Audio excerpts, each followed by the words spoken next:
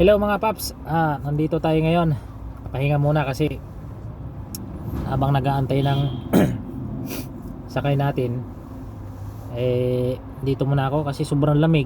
Kailangan kong magkape. Kasi sinisipon-sipon ako sa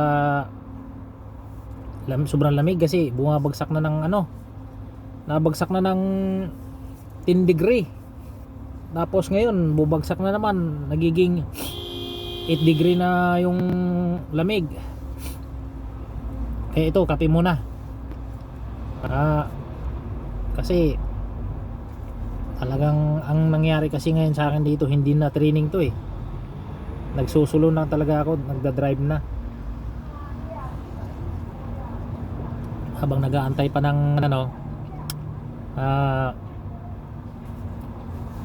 yung sa driving sa transport department ngayong March 2.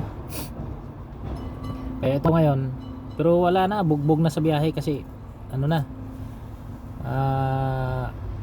na injury kasi yung boss ko, natapilok, kaya hindi makalakad ng ayos, tatalon-talon. Kaya ngayon nagsusulo ako lang ngayon nagda-drive lahat ng kasi pag kung wala, hindi kasi siya na injury, pag nandiyan siya, wala siyang pasok, siya talaga nagda-drive, ako ang pasahero. Ngayon talaga sulo ko. Kaya ito, kape-kape muna. Saka shoutout pala, maraming salamat pala kay kay vlogger natin na si Tabibian. Maraming salamat sa iyo. Maraming salamat sa suporta. At saka yung sa mga nanonood diyan, at saka yung sa subscriber ko pala sa sa Bohol, yung Maninoy White. Maraming salamat. At saka yung sa mga bagong subscriber ko, maraming salamat. Sana suportahan niyo pa ako sa yung sa bagong channel ko, kasi andito ako ngayon sa Hong Kong.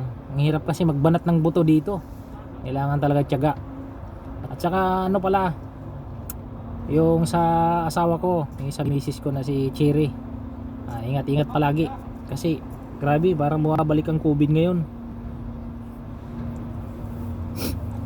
Kaya ingat. At saka sa family ko, ingat kayo palagi.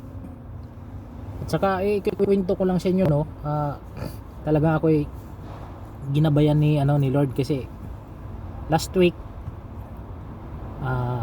habang nagda-drive ako, kasama ko si Sir, talagang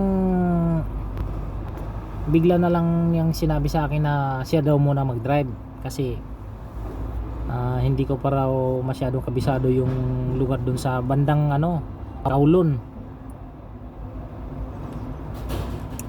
Sabi niya siya na daw mag-drive, humingi pa ng sorry kasi siya daw muna mag-drive. Sabi ko, it's okay sir, no problem.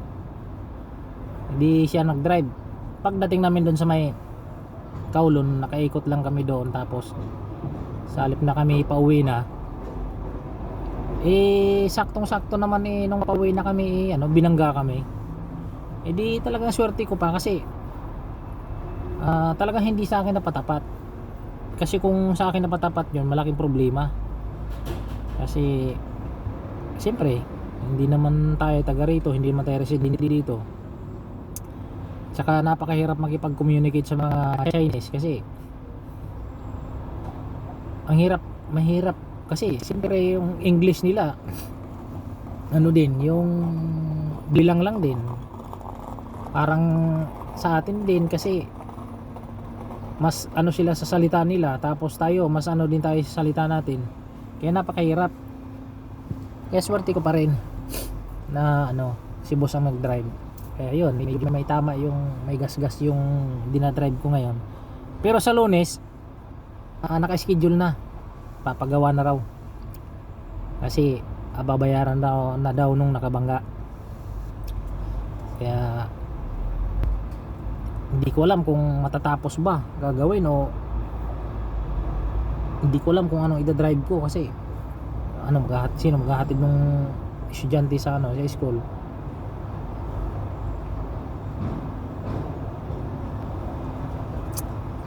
Tsaka yun lang mga paps, no.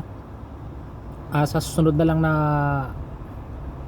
video, kasi medyo dami busy talaga ako ngayon, dami kong biyahe at saka hindi ako nakakapag vlog ng kasi daming biyahe at saka gabi na nakakauwi, hindi ako nakakapag upload ng mga video na kasi daming biyahe. Ay lagi naman akong pag araw-araw linggo lang naman yung day off ko, puro na lang, pahinga na lang muna sa bahay kasi ang hirap maggala din dito sa Hong Kong. Delikado kasi gawa ng COVID nga, meron pa yung bagong isang variant COVID ba yun na sinasabi nila. Ang hirap, kaya wala namang mawawala kung mag-iingat tayo Tsaka sa lahat din ng mga kaibigan ko, tsaka sa mga subscriber ko dyan, lahat ingat-ingat tayo kasi ang hirap. Napakahirap na kasi pag yung nakapitan ka ng sakit na yun, hindi mo alam kung paano mo, gagaling ka ba o hindi, kasi